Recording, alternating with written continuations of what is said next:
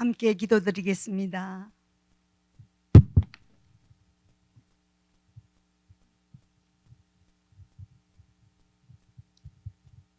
우리 삶의 주관자 되시고 우리의 걸음걸음마다 인도하시고 지켜주신 아버지 하나님, 언제나 변함없으신 그 은혜와 사랑을 이 시간 고백하며 모든 영광과 찬양을 주님 앞에 올려드립니다.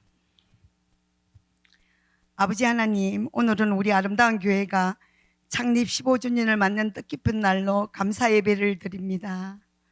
하나님께서 우리 아름다운 교회를 15년 전에 세우시고 예수 그리스도의 십자가의 사랑과 진리의 말씀과 성령의 능력으로 잘 자라게 하심을 감사를 드립니다. 15년 동안 이름도 빛도 없이 오직 주님 사랑하는 마음과 믿음으로 섬겼던 주님의 자녀들, 한 사람 한 사람을 기억하여 주시옵소서. 아버지, 목사님을 비롯하여 주님의 자녀들이 흘린 눈물과 기도와 헌신이 하나도 땅에 떨어지지 않고 오직 하나님의 기쁘신 뜻 가운데 선으로 갚아주실 줄 믿습니다. 또한 이렇게 세워지고 성장한 우리 아름다운 교회가 주님 오시는 그날까지 변함없이 주님의 선하시고 세밀한 인도하심 따라 예수님의 복음이 편만하게 전개되는 아름다운 교회가 되길 원합니다. 하나님, 우리 아름다운 교회 성도들 한 사람 한 사람을 통하여 가정마다, 일터마다, 선교지마다 하나님의 충만한 복이 흘러가길 원합니다. 교회를 세우시고 우리 성도들을 목양하시는 두 분 목사님께 성령과 능력과 지혜를 더해 주시고 영육간에 강건케 하시어 하나님께서 맡기신 사명을 잘 감당하실 수 있도록 은총을 베풀어 주시옵소서. 오늘 이 예배를 위해 수고하는 우리 찬양팀을 비롯하여 모든 지체들의 헌신을 받아주시고 항상 기뻐하라, 범사에 감사하라, 쉬지 말가 기도하라는 주님의 말씀을 기억하며 늘 기뻐하고 감사하며 기도하는 우리 성도들이 되게 하시고 사랑과 믿음으로 승리하는 삶의 예배자들이 되게 하옵소서. 사순절 기간에 매일 신약 성경을 통독합니다. 통독을 할 때 주님께서 함께 하사 말씀의 진리를 깨닫게 하시고 매일매일 주신 말씀으로 우리들의 마음밭을 기경하게 하시고 말씀의 씨앗이 자라서 꽃이 피고 선한 결실을 맺어 하나님의 마음에 합당한 열매로 쓰임받기를 간구합니다. 주님, 교육관에서 예배드리는 우리 주일학교 학생들이 찬양과 기도와 말씀이 살아있게 하셔서 하나님의 선한 청지기로 자라나게 하여 주시옵소서. 하나님 아버지, 찬양대가 하나님의 영광을 선포하는 찬양을 올려드릴 때 성령 하나님께서 기쁘게 받으시고 이곳에 하늘 평안으로 임재하여 주시옵소서.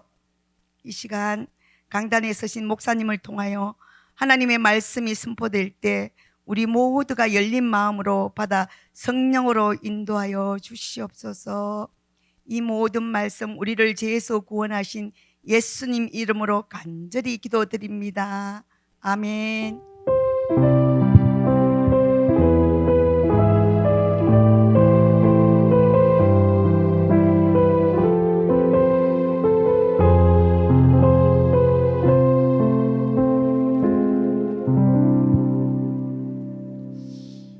오늘 하나님께서 창립 15주년 기념주일에 우리에게 주시는 말씀은 시편 34편 1절부터 10절까지 말씀입니다. 구약성경 826면에 있습니다. 우리 한 절씩 하나님의 말씀으로 알고 믿음으로 고백하며 교독하도록 하겠습니다. 내가 여호와를 항상 송축하며 내 입술로 항상 주를 찬양하리이다.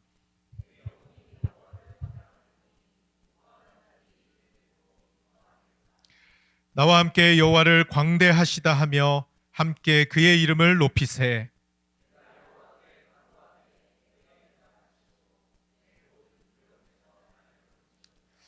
그들이 주를 앙망하고 광채를 내었으니 그들의 얼굴은 부끄럽지 아니하리로다.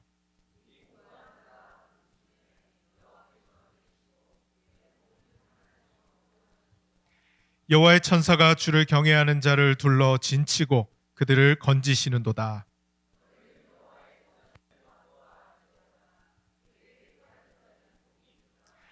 너희 성도들아 여호와를 경외하라. 그를 경외하는 자에게는 부족함이 없도다. 젊은 사자는 궁핍하여 줄일지라도 여호와를 찾는 자는 모든 좋은 것에 부족함이 없으리로다. 아멘. 하나님의 선하심을 맛본 성도란 제목으로 말씀 주실 때 큰 은혜 시간 되시기를 바랍니다.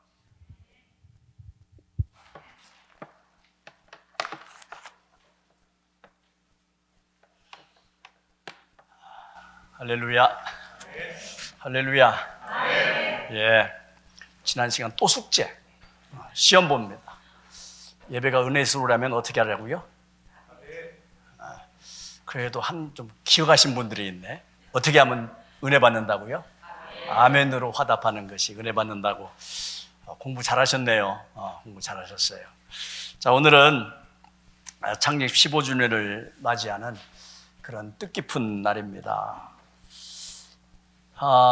오늘 창립 15주년이 되어서 아침부터 또 여러 곳에서 이 창립 15주년을 축하한다고 또 메시지도 보내주시고 또 선물도 보내주시고 또 이웃에 있는 우리 성도들도까지 함께 오셔서 이 축하의 자리에, 감사하는 자리에 이렇게 서서 함께 예배드리게 된 것이 얼마나 감사한지 몰라요. 순서로 보면은 오늘은 우리 고 목사님이 설교를 해야 되는 시간인데 제가 자청을 했어요. 오늘 설교는 내가 하겠다. 왜 그러냐면은 이 창립 기념 주일 설교는 오늘이 제가 마지막일 것 같아요.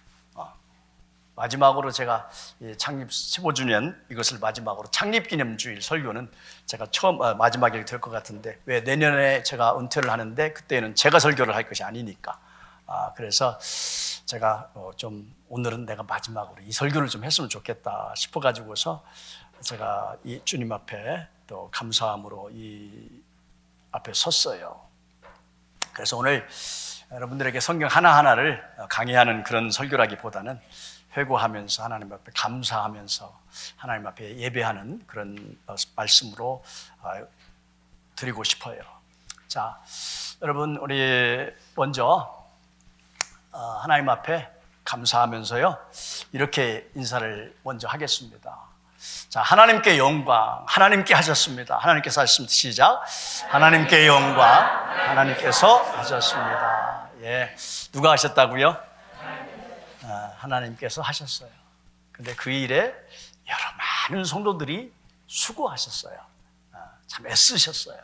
여기까지 오도록 정말 수많은 성도들이 이 길을 같이 걸어가면서 정말 많은 부분에 수고를 하셨는데 그분들에게도 이렇게 한번 인사를 했으면 좋겠어요. 수고하셨습니다. 감사합니다. 예, 감사합니다. 예. 오늘 제가 이 말씀을 묵상을 하다가요, 제 마음속에 아주 강하게 제 마음을 두드리는 그런 말씀이 한 구절 보였습니다. 8절인데요. 8절 말씀에 이렇게 얘기를 하고 있어요. 너희는 여호와의 선하심을 어떻게 해라? 맛보아 알지어다. 맛보아 알지어다. 그에게 피하는 자는 복이 있다라고 얘기를 하고 있어요. 여러분 이 시편의 저자는 다윗이라고 알려져 있잖아요. 다윗이 이 시편에서 여호와의 선하심을 맛보아 알아라. 성도 여러분, 하나님의 선하심을 맛을 보고 아십시오라고 그렇게 지금 권면하고 있어요. 하나님의 선한 맛은 도대체 어떤 맛일까요? 어떤 맛일까요? 어떤 맛이길래 그 맛을 봐서 알으라고 얘기를 할까요? 여러분, 사람에게 맛을 느끼게 하는 기능이 있죠. 그게 혀예요. 그 혀의 맛지도를 보면은 일반적으로 지금까지 초등학교 때부터 배운 것이 맛은 4가지 종류가 있다고 그랬어요. 무슨 맛? 저기 했어요? 쓴맛, 신맛, 짠맛, 단맛. 이게 우리가 느낄 수 있는 맛이라고 그래요. 그런데 제5의 맛이 있답니다. 그것이 무엇인 줄 아세요? 감칠맛이래요. 이 감칠맛이 또 하나가 생겨서 제5의 맛이라고 얘기를 하는데, 저는 그 중에 어떤 맛이 하나님의 선하심의 맛일까요? 도대체 하나님의 선하심의 맛은 어떤 맛일까요?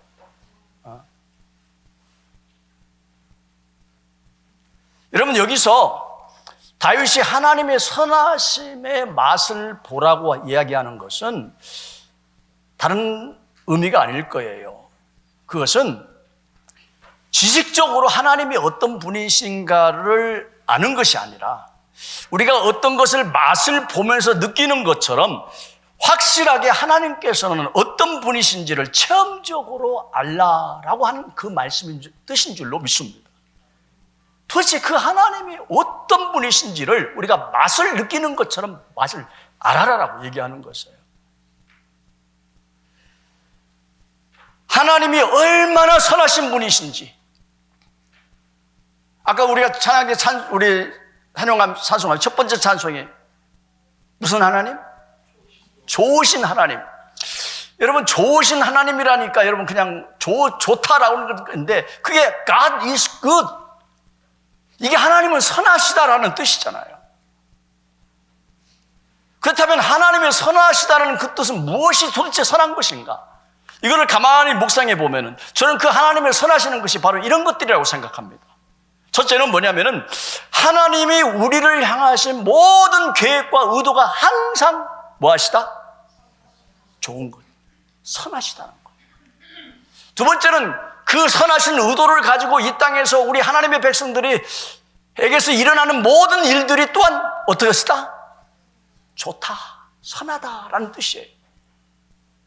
또 마지막으로는 그 어떤 의도와 일어나는 일과 그리고 그 일어나신 결과를 통해서 모든 그 결과마저도 뭐 하시다? 결국은 뭐 하시다? 선하시다. 모든 생각하시고 계획하시고 우리를 향한 의도를 가지신 것과 우리가 지금 살아가는 모든 날 동안 여기서 행하시는 모든 일들이 선하신 것과 그리고 일어나는 모든 결과마저도 우리가 어떤 때는 그것이 불평스럽게 보이는 거, 우리가 악하다고 생각되는 것마저도 하나님의 편에서는 언제나 뭐 하시다? 선하시다. 이 하나님의 선하심을 맛봐라 라고 얘기하는 것일 수 있어요. 그래서 로마서에서 사도 바울이 그렇게 고백하지 않습니까? 다 같이 읽습니다. 시작. 우리가 알거니와 하나님을 사랑하는 자 곧 그의 뜻대로 부르심을 입은 자들에게는 모든 것이 합력하여 선을 이루는, 모든 것이 선이라는 거예요. 내가 보기에는 그것이 하나님 불합리한 것 같고 내가 생각할 때는 그것이 아니야, 진짜 아니야 라고 생각할 것 같아도 그것마저도 결국은 뭐하다? 하나님 보시기에 선한 것으로 인도해 가신다는 뜻일 것입니다. 이 사실을 다윗은 자기의 경험을 통해서 배웠던 거예요. 여러분, 오늘 본문 말씀에는요 표제어가 붙어 있어요. 어떤 상황 속에서 다윗이 이 시편 34편을 썼는지라고 볼 수 있는 그 정황을 알려주는 표제어가 붙어 있는데요. 그래서 그 표제를 보면은 왜 시인이 이런 고백을 하고 있는지를 우리가 잘 알 수가 있어요. 이해할 수가 있어요. 자, 그 표제가 뭐냐면 여러분 1절에 뭐라고 이야기하냐면 이렇게 얘기를 하고 있어요. 다윗의 시다. 이 시는 다윗의 시대. 근데 어떤 때 이 시를 썼느냐? 아빌멜렉 앞에서 미친 척 하다가 쫓겨났을 때 이때 쓴 시가 34편이다 라고 설명을 하고 있어요. 여러분, 이 말씀은 사무엘상 21장을 배경으로 하고 있는 이야기잖아요. 자, 잠깐만 여러분 기억해 보십시오. 하나님께 기름 부음을 받은 다윗입니다. 이 다윗이 사울한테 쫓겨다닙니다. 미수광이 사울이 악한 영의 조정을 받아가지고 다윗을 죽이려고 혈안이 되어 있어서 가는 곳곳마다 따라다니면서 이 다윗을 죽이려고 하고 있어요. 여러분, 다윗은요 정말 다녀볼 모든 곳을 다 다녀봤어요. 다윗이 여기 이 광야로 가고 저 광야로 쫓겨가기도 하고 아는 사람 집으로 가기도 하고 이리 굴러도 심어보기도 하고 유대 광야의 전 지역을 돌아다니면서 숨을 곳을 피할 곳을 찾아다녔던 바로 다윗이에요. 그런데 더 이상 갈 데가 없는 겁니다. 여기 가도 사울이 쫓아오고, 저기 가도 숨어도 사울이 쫓아오고, 자기를 만났던 모든 사람들은 사울의 손에 죽임을 당하고, 이제는 더 이상 갈 데가 없어요. 그래서 마지막 방법으로 간 곳이 어디냐면은, 살아남기 위해서 마지막 방법으로 간 곳이 바로 이 적군의 땅입니다. 블레셋 땅까지 들어갑니다. 그리고 그 블레셋 땅의 중심지인 이 가드라는 곳에 갑니다. 여러분, 그 가드에서 블레셋 왕 아기스, 다른 이름으로 아비멜렉이라는 이 왕 앞에 서게 돼요. 근데 여러분, 이 가드가 어떤 곳인지 아시죠? 여러분, 이 가드라는 곳은 여러분들 잘 익히 알다시피 다윗이 소년이었을 때에 유명한 전쟁을 치렀잖아요. 다윗과 골리앗의 싸움. 이때 이 골리앗 장군, 이 블레셋 사람들의 영웅이었던 이 골리앗을 이겼는데요. 이 골리앗의 고향이 어디였냐면 가드라는 곳이었어요. 그랬기 때문에 이 곳에, 이 골리앗의 고향이 가드인 이곳에 다윗이 찾아가는 겁니다. 그때 그 왕인 아기스는 다윗이 누구인지를 몰랐어요. 그렇지만 블레셋 장수들은 자신의 위대한 영웅이었던 골리앗을 죽인 다윗을 생생하게 기억하고 있었어요. 그리고 그걸 알아보고 그 왕 앞에 고발을 합니다. 임금님, 지금 우리 앞에 선 이 사람이 누군지 아십니까? 이 사람은 바로 우리의 영웅 골리앗을 죽인 사람이에요. 이스라엘 백성들이 칭찬하기를, 노래하면서 찬양하기를 사울이 죽인 자는 천천히고 다윗이 죽인 사람은 만만이라고 얘기할 정도로 이스라엘의 칭찬을 받은 사람이 이 다윗입니다. 이 고발하는 소리를 듣고 다윗이 갑자기 몸이 사시나무 떨듯이 떨어집니다. 마지막으로 살기 위해서 찾아간 조건마저도 들어갔더니 이제는 죽게 된 상황에 처한 겁니다. 그때 다윗은 꾀를 냅니다. 미친 척을 합니다. 침을 질질 흐르고 방바닥을 기고 굶짝을 긁으면서, 그게 얼마나 됐는지는 모르겠지만 모든 사람들이 다 의심하지 않고, 아, 저놈은 정말 미친놈이구나, 이렇게 인정할 만큼 연기를 너무 잘했어요. 결국 쫓겨납니다. 이 미친놈을 내게서 쫓아내라. 쫓겨납니다. 바로 이렇게 간신히 목숨을 부지하고 나와서 더 이상 이제는 고향 땅으로도 갈 수 없고 적군 땅으로도 갈 수 없고 여기도 가도 안 되고 저기도 가도 안 되는 이 척막한, 이 살벌한 이 현실 앞에서 다윗이 고백한 시가 오늘 시편 34편이에요. 여러분, 이런 상황이 되면 우리 모두는 뭐가 먼저 나오죠? 불평이 먼저 나옵니다. 하나님, 내가 주님을 그렇게 사랑했는데요, 내 이 한 목숨 부지할 데가 없나요? 이 목숨 한 목숨을 내가 살아낼 수 있는 그곳이 있다고 어디에도 없네요. 하나님, 왜 나를 여기까지 이렇게 처박아 두십니까? 왜 나를 여기까지 이렇게 몰고 가십니까? 하나님 앞에 탄식을 하든가 불평을 해야 마땅합니다. 그런데 여러분, 놀라운 것은요, 이 34편을 여러분들이 끝까지 읽어보시면 처음부터 끝까지 불평 한마디가 없습니다. 불평이 없이, 신세 한탄도 없이, 원망과 불평도 없이 처음부터 끝까지 감사하고 찬양하는 소리가 34편에 가득 차 있어요. 왜 그럴까요? 왜 그럴까요? 다윗이 이처럼 처절하게 실패하고 절망의 경험들을 통해서 그가 깨달은 것이 하나가 있기 때문이에요. 그것이 뭡니까? 이 세상에서 내가 정말로 의지할 분은 하나님밖에 없는 거구나. 이 땅에서 정말 내가 영원히 피할 곳은 이 땅도 아니고 저곳도 아니고 나의 피난처는 오직 하나님뿐이시구나. 주님만이 내 친구가 되어주시고 주님만이 내 영원한 구원자가 되시는 것, 그분밖에는 없구나. 바로 이 사실을 깨닫고 고백한 것이 시편 34편 말씀이에요. 그러니 여러분, 찬양이 안 나오겠습니까? 그래서 1절과 2절 말씀에 한번 다 같이 읽겠습니다. 시작. 내가 여호와를 항상 송축하며 내 입술로 항상 주를 찬양하리이다. 내 영혼이 여호와를 자랑하리니 곤고한 자들이 이를 듣고 기뻐하리라. 여러분, 이제는 내가 세상에 어떤 것도 의지할 것이 없어. 하나님만 내가 인정하고, 하나님만이 나의 피난처가 되고, 하나님만이 나의 기쁨이 되어주시고, 하나님만이 나의 오직 유일한 구원자 되심을 믿고, 그 하나님을 내가 이제는 그 하나님만 붙잡고 그 하나님을 찬양하겠다고 의지적으로 고백하는 것이 오늘 찬송의 이 이야기입니다.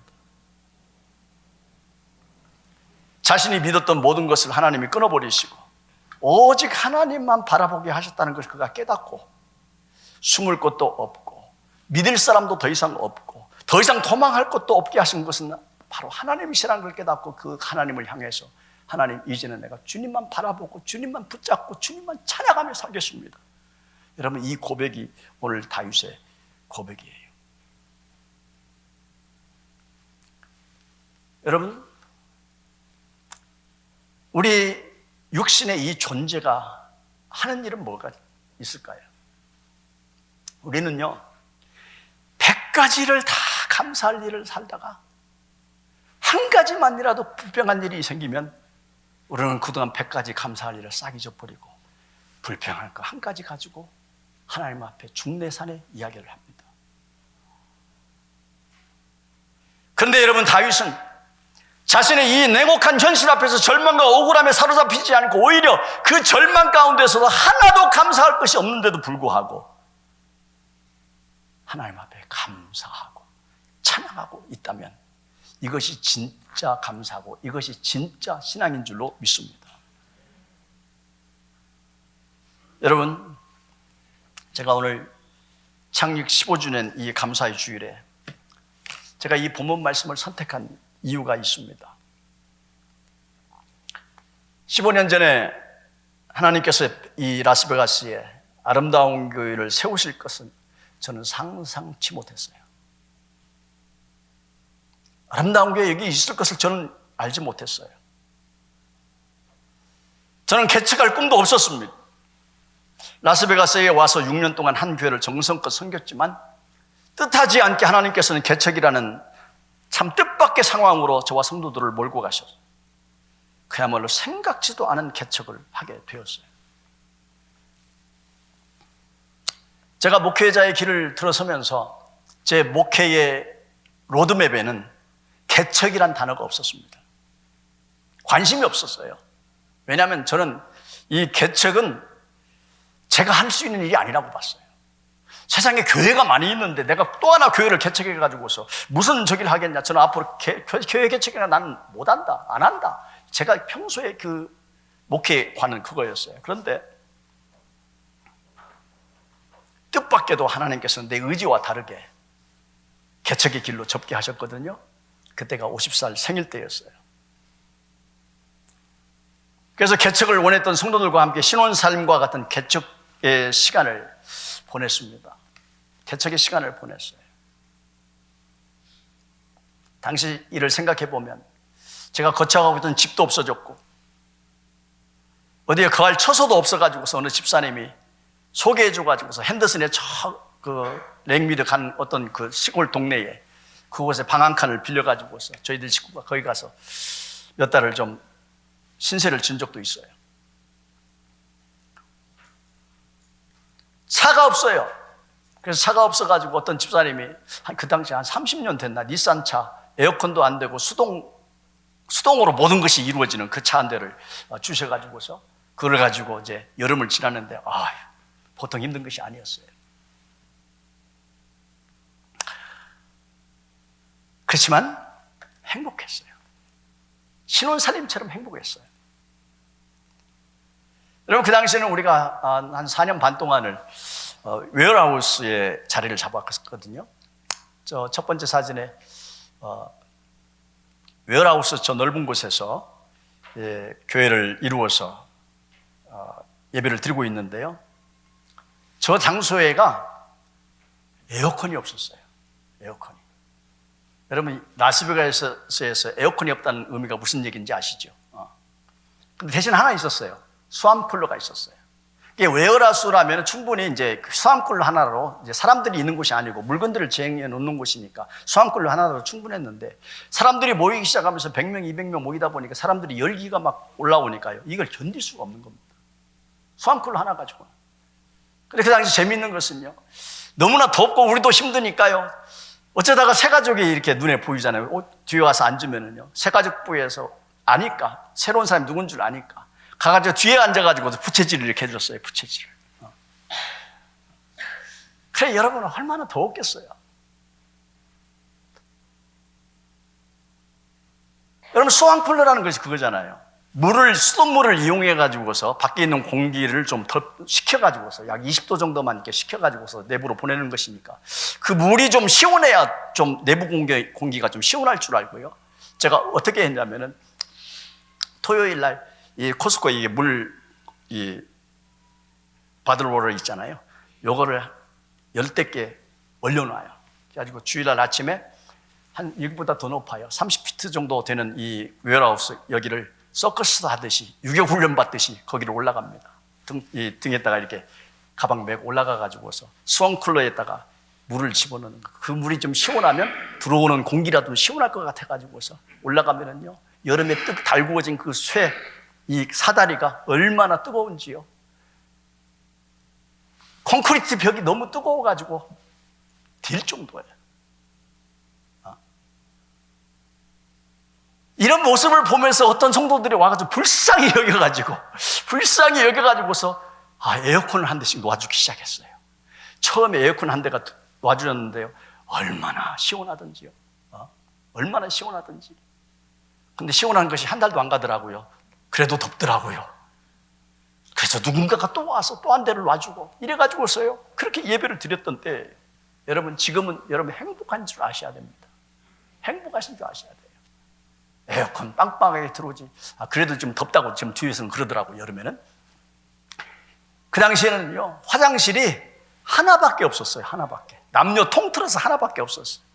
그러니까 광고 시간을 뭐냐면 여러분 볼 일은 집에서 보고 오세요. 이게 광고였어요.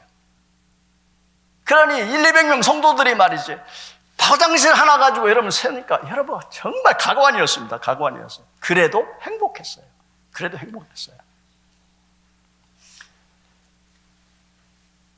그리고 개척 4년 반 만에 하나님께서 놀랍게도 이곳에 성전 이전과 같은 성전 이전, 이 건축에 비유할 수 있는 이 성전 이전을 하게 되는 어마어마한 일을 우리가 당하게 됐습니다. 이 교회 개척, 제 로드맵이 없었던 것처럼 성전 이전, 성전 건축 뭐 이런 것은 또한 제게 이런 것이 사전에 없었어요. 저는 그렇게 배짱이 좋은 사람도 아닙니다. 그런 능력도 없습니다. 그런데 하나님이 그 일을 다 제가 싫다고 하는 일, 제가 할 수 없다는 일은 기가 막히게 골라가지고 다 시키셨어요. 하나님. 그래서 여기까지 오게 하셨거든요.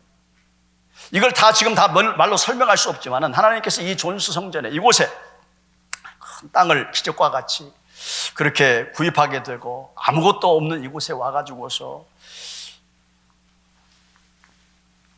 많은 일들을 했어요. 참 지금도 생각해 보면 이곳에 오면 망한다고 다른 길을 선택했던 사람들도 있었어요. 또 이곳에 오니까 이것이 레지던셜 에어리아라 교회로 사용할 수 없는 건물이에요. 그래서 여기서 교회로 사용할 수 있는 스페셜 유스 퍼밋을 받기 위해서 수많은 일들과 정말 공사, 수많은 성도들이 여기서 정말 다치고 힘들고 땀 흘리고 기도하고 이런 일들을 지난 시간 동안 해왔어요. 근데 참 하나님께서는 그 일들을 순적하게 여기까지 하게 하셨어요. 얼마나 큰 사랑과 은혜를 입었는지 몰라요. 근데 여러분, 그러면 제가 행복해야 되잖아요. 제가 시내에 나가면 저를 아는 분들이 그럽니다. 목사님은 성공하셨어요. 그래서 뭐가 성공인지는 모르겠지만 사람들 눈에는 성공했다고 하나 봐요. 그런데요, 제가 그렇게 평안하고 행복하고 이만하면 됐다, 이만하면 이제 편안하게 은퇴할 수 있겠다 라고 그렇게 생각을 그때에 하나님께서는 나에게 여지없이 그 교만한 생각을, 나의 완악함을 하나님께서 깨트리기 시작하셨어요. 여러분, 우리 목회자들이요, 수많은 일들을 경험하게 됩니다. 그래서 교회를 개척하고 성전을 이전하고 공사를 하는 이 고생들은요, 차라리 행복한 일이었어요. 그런데 제 마음속에 교만하게 자리 잡고 있던 것이 무엇이었냐면은, 제가 그동안 사람을 의지하고 있었던 것 같아요. 사람을 의지하고 있었던 것 같아요. 이 일을 가능하게 하실 것은 하나님이라고 여기고 하나님이 하셨습니다라고 고백하면서도 내 마음의 한 구석에서는 이 일을 가능하게 했던 수많은 사람들을 제가 의지하고 있었던 것 같아요. 하나님 그것을 깨트리기 시작하셨어요. 그 깨트림은 말로 다 표현할 수 없는 고통이고 아픔이고 힘든 것이었어요. 여러분, 그걸 어떻게 제가 말로 다 설명하겠습니까? 제 가슴이 무너지고 제 영성이 무너지고 제 감성이 무너지니까 건강도 무너지기 시작했어요. 그러고 나서 보니까 갈 곳도 없고 기댈 곳도 없고 바라볼 곳도 없어져 버렸어요. 마치 다윗이 이것저것을 피해 가도 갈 곳이 없고 마지막 남은 이방 땅에 가봤지만 의지할 모든 것도 산산조각 나도록 부숴버리시는 하나님의 의도처럼 제 목회 가운데에 하나님께서 제가 의지했던 모든 것들을 다 산산조각 나도록 하셨어요. 제가 깨달은 게 있어요. 아하, 내가 잘못 믿었구나. 잘못 목회를 했구나. 내가 행한 일을 믿었고 내가 사람들을 믿었고 나의 능력을 믿었던 거예요. 하나님은 저의 이 어리석음을 하나하나 벗기시고 깨트리시고 사막 가운데로 보내셨어요. 여러분, 얼마나 아프고 고통스러웠는지, 마치 오늘 본문에 다윗이 그런 경험을 했던 것처럼 저는 철저하게 하나님 앞에 무너지는 저 자신을 바라보면서 어쩔 줄을 몰라 했을 때에 하나님께서 이 말씀을 저에게 주셨던 거예요. 아, 그렇구나. 사람을 바라보지 말고 나의 한 일을 바라보지 말고 오직 하나님만 바라보라고 이렇게 하시는 것이구나. 사랑하는 성도 여러분, 저는 하나님께서 우리 교회의 이 창립 15주를 맞이하면서 저에게 주시는 의미와 말씀이 있고요, 그리고 여러분들에게 주시는, 우리 교회에 주시는 말씀과 의미가 있다고 저는 생각합니다. 그것이 뭘까요? 그것이 뭘까요? 우리가 아무리 많은 것을 하고 우리가 이 15년의 세월을 우리가 자랑한다 할지라도 정말 잊지 말아야 될 것이 하나 있다는 거예요. 우리는 정말로 많은 사람들이 헌신하고 많은 사람들이 눈물의 기도를 하고 고통을 치르는 그런 이 세월을 15년 동안 해왔다 할지라도 내가 드러나지 아니하고 하나님이 드러날 수 있는 그런 교회로 세워져 간다고 주님께서 우리에게 말씀하고 있는 것 같습니다. 사랑하는 성도 여러분, 오늘 이것이 어떻게 다윗의만의 이야기가 될 수 있을까요? 어떻게 이것이 박 목사 개인의 이야기만 될 수 있을까요? 우리 모두가 고향 땅을 떠나서 이민자로 살면서 이리 차이고 저리 차이고 세상에 줄을 숙여도 가지 못하고 오늘 이 시간에 여러 가지 고통과 아픔을 가지고 신앙생활을 해가지만은 우리가 이 세상의 풍조를 따라가면서 살다 보니까 어느 날 우리의 마음속조차에도 우리가 이 말씀대로 산다고 한다 따라간 때에 우리가 혹시 세상에 뒤처지는 것은 아닐까? 내가 손해보는 것은 아닐까? 바보같이 우리가 하나님만 바라보고 가다가 세상 사람들이 주는 이 생각을 따라가지 못하고 우리만 뒤처지고 우리만 패배자가 되는 것이 아닐까 하는 속삭임을 우리가 듣고 삽니다. 그러나 여러분, 그것이 아니잖아요. 오늘 우리는 이 창립 15주년을 맞이하면서 기존 부대에 있었던 우리 성도들 뿐만 아니라 앞으로 오는 성도들에 이르기까지 우리가 반드시 기억해야 될 것이 하나가 있다는 거예요. 이 일은 누가 하셨어요? 하나님이 하셨어요. 근데 교묘하게 그래도 내가 보탰지, 그래도 내가 있었지, 그래도 내가 뭔가를 했지, 이 마음이 내 마음속에 자리 잡고 있다는 거예요. 아니에요.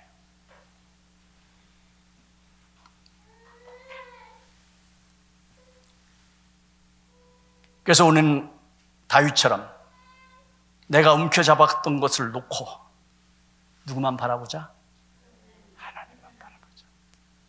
하나님만 바라보자. 그래서 다윗은 너희는 하나님의 선하심을 맛보아 알지어다. 하나님의 선하심을 맛보아 알지어다 라고 얘기하는 것이 뭡니까? 여러분, 내 힘이 아니고요, 내가 한 일이 아니고요, 나의 노력이 아니고요, 내 어떤 것이 아니라 내가 아무리 어떤 큰 것을 했다 할지라도 이 일은 하나님이 하셨습니다. 그 하나님의 선하심 속에 우리가 이 일이 진행되고 있다는 사실들을 고백해야 될 줄로 믿습니다. 그분의 선하심 때문에 우리는 하나님의 구원과 보호 아래 있게 될 것을 우리는 믿습니다. 하나님의 선하심 때문에 우리의 피난처 되신 그분의 그늘 아래서, 그분의 생명싸개 안에서 우리는 실패하지 아니하고 그 길을 여전히 걸어가게 될 것을 믿습니다.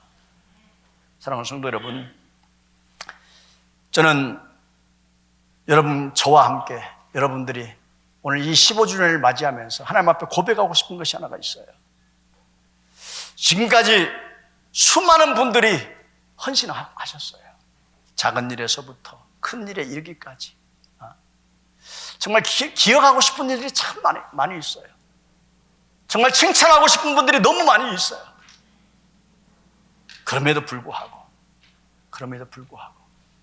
우리의 수고와 헌신은 주님의 은혜 아래 묻혀졌으면 좋겠습니다. 묻혀졌으면 좋겠습니다. 그래야 하나님의 영광을 받으실 것이고, 그래야 하나님이 하셨다는 사실이 부각될 거예요. 내가 돋보이는 순간에는 하나님이 영광이 가려져요. 그러나 하나님의 영광이 돋보이는 순간에는 내가 돋보이지 않습니다. 그것이 다윗의 고백이고 그것이 우리의 고백입니다. 그래서 여러분, 1절과 2절 말씀, 저는 이것이 오늘 우리 교회에 저의 고백이 되어지고 저의 결심이 되어야 되고, 이 오늘 예배를 드리는 저와 여러분들의 각오가 되어야 되리라고 저는 생각합니다. 이 말을 좀 패러프레이즈를 해서 이렇게 한번 고백했으면 좋겠어요. 자, 같이 한번 읽어보겠습니다. 큰 소리로 읽어보겠습니다. 시작. 나는 항상 여호와를 찬양하겠습니다. 나는 항상 하나님을 사랑하겠습니다. 영어 성경에 보면 의지를 표현할 거예요. I will always praise the Lord. I will boast my Lord all the time. 항상이에요. 항상 어떤 경우에도. 여러분, 우리가 우리의 의지예요. 우리의 각오고 우리 결심이에요. 15년 짧지 않은 시간이에요. 앞으로 하나님께서 15년 아니라 150년 영원토록 가게 하실 것인데, 여러분, 그 기간 동안에 어느 누구가 돋보이는 시간이 아니라 하나님이 영광을 받으시고 하나님이 찬양을 받으시는 그런 은혜가 있기를 주의 이름으로 축복합니다. 기도하겠습니다.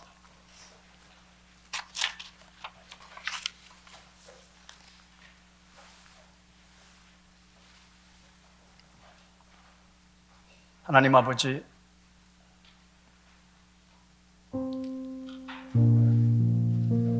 하나님이 하셨습니다